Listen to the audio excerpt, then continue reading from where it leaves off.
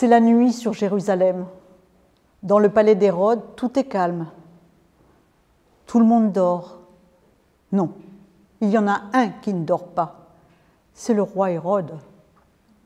Hérode est dans son lit, il se tourne et se retourne. Il passe sa main sur son visage plein de sueur. Il voudrait enlever ces hallucinations qu'il a, ces cauchemars qui lui collent à la peau. Ah, pourquoi repense-t-il à tout cela? Oui, c'est parce qu'on lui a parlé d'un homme. Un homme qui est arrivé en Judée, un Galiléen. Et on dit que cet homme a une parole si forte, si pleine d'autorité, qu'il peut chasser les démons et les esprits mauvais.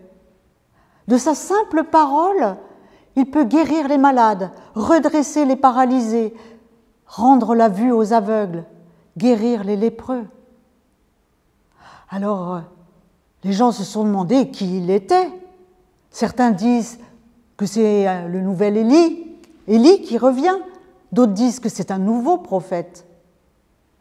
Mais Hérode, lui, il se demande si cet homme-là, qui a une parole d'autorité, ne serait pas Jean, Jean que l'on appelle le Baptiste. Est-ce que ça ne serait pas lui qui vient le hanter? Ah, Hérode se lève, il arpente la pièce, le visage crispé, les poings fermés. Il voudrait tellement, tellement que ce soir-là ne soit pas arrivé. Jean-Baptiste, il aimait bien l'écouter.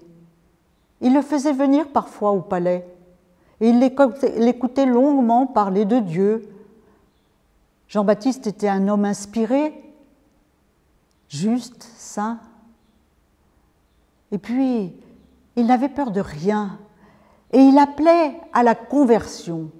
Il avait même osé reprocher au roi Hérode d'avoir pris pour femme Hérodiade, l'épouse de son propre frère. Jean-Baptiste avait dit à Hérode que c'était contraire à la loi juive et qu'il devrait montrer l'exemple et répudier Hérodiade.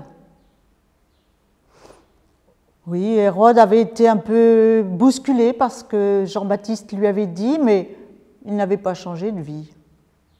Par contre, Hérodiade, quand elle avait su ce que Jean-Baptiste avait osé dire, elle était rentrée dans une fureur et elle s'était jurée qu'elle aurait la tête de Jean-Baptiste.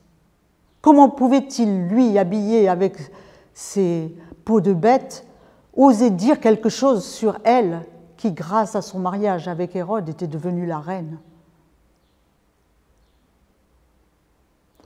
Hérode repense à ce jour fatal. C'était le jour de son anniversaire. Pour montrer sa magnificence, sa grandeur, il avait invité tous les hauts dignitaires de Judée, les chefs militaires, les notables, tous les gens bien placés. Il les avait invités à un festin magnifique, splendide, dans la cour du palais. Il y avait des tables qui étaient dressées avec des pâtés, des volailles farcies, du petit et du grand gibier, des galettes, des figues, du raisin, une abondance. Cela sentait si bon les épices, la cannelle, la badiane, la cardamone. Ils avaient bien mangé et bien bu aussi. Le vin avait coulé à flot. À la fin du repas, les invités et Hérode lui-même s'étaient comme affaissés dans les coussins des divans autour de la table. Et quand les musiciens sont arrivés avec les viols et les cithars, ils se sont laissés bercer par la musique. À un moment, une jeune fille d'une très belle beauté est arrivée vers eux, les a salués et au son de la musique a commencé à danser. Ses gestes étaient si fluides, si langoureux, que les hommes avaient leurs yeux rivés sur elle. Hérode ne quittait pas ses épaules, sa poitrine, son ventre, ses hanches. Il se laissait embarquer, envoûté par les mouvements de la femme, de la soie qui virevoltait autour d'elle. Tellement envoûté qu'à la fin de la danse, il s'est levé, un peu péniblement, tant il avait bu. Et il lui a dit cette promesse incroyable, il lui a dit pour te remercier de cette danse, tu peux me demander ce que tu veux, même la moitié de mon royaume, je te le donnerai. La jeune fille n'a rien dit, mais elle est partie vers le fond de la salle.